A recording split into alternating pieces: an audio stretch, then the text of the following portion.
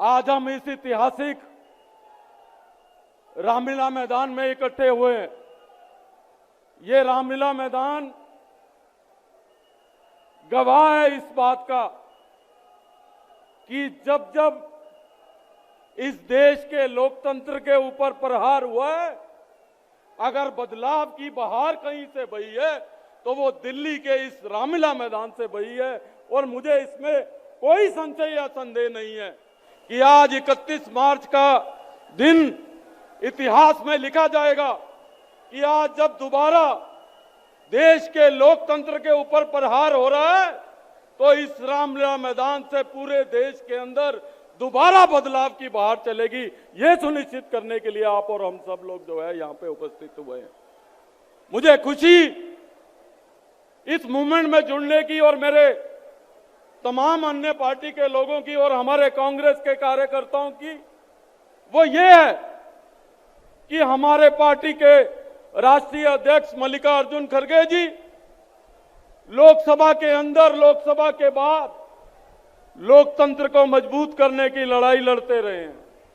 हमारे नेता राहुल गांधी जी कश्मीर से लेकर कन्याकुमारी तक, मणिपुर से लेकर मुंबई तक इस लोकतंत्र की बुनियाद को न्याय यात्रा के रूप में मजबूत करने के लिए जो है वो लड़ते रहे हैं। आज इस सरकार के कुठाराघात का अति हो गई है कि आप देश की सबसे बड़ी विपक्षी दल के अकाउंट फ्रीज कर देते हो चुनाव से पहले। ये कैसा लोकतंत्र है? आप चुने हुए मुख्यमंत्रियों को, चाहे वो दिल्ली के मुख्यमंत्री अरविंद केजरीवाल हो, झारखंड के मुख्यमंत्री हेमंत सोरेन हो, विपक्ष के पार्टियों के मंत्रियों को, अनेकों विधायकों को चुनाव से पहले उनके ऊपर कार्रवाई कर देते हो ताकि लेवल प्लेइंग फील्ड जो है चुनाव में उपलब्ध ना रहे। ये कैसा लोकतंत्र है?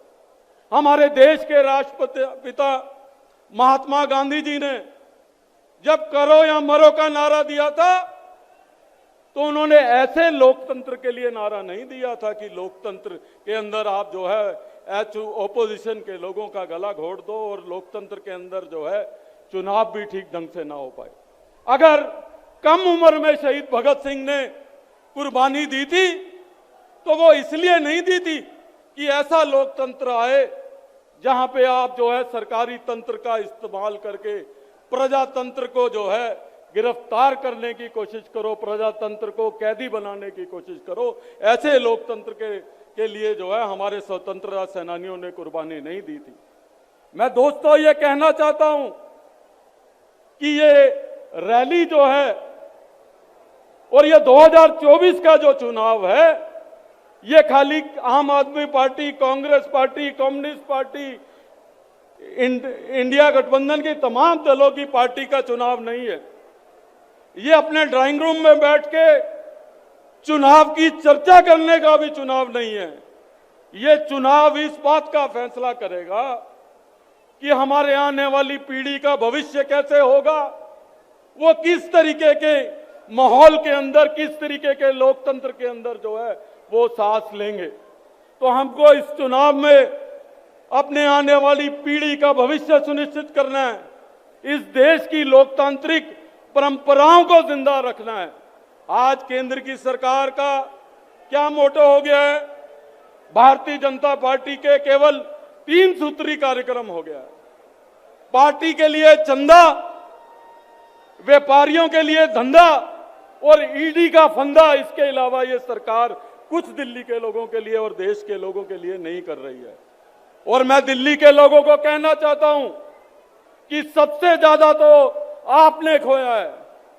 आपने इसलिए खोया है कि हर 5 साल के बाद ये अपने उम्मीदवार बदल देते हैं और ये कहते हैं कि ये निकम्मे थे, नकारा थे, काम नहीं करते थे, हमने इसलिए बदल दिए। जो ये पिछले 10 साल में नहीं कर पाए तो वो आने वाले 5 साल में क्या करेंगे, ये दिल्ली के लोगों को जो है सोचने की जरूरत है। मैं आप लोगों से ये कहना चाहता हूं, मैं आप लोगों से ये निवेदन करना चाहता हूं कि इस जंग में हमको घबराने की जरूरत नहीं है।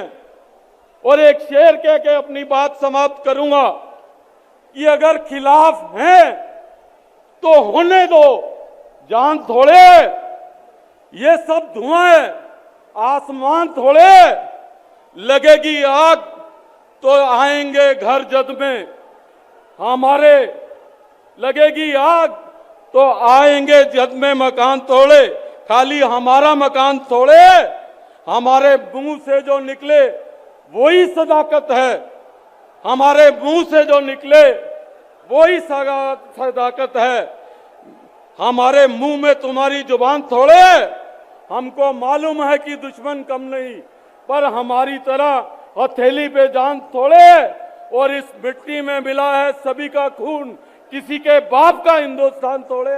धन्यवाद।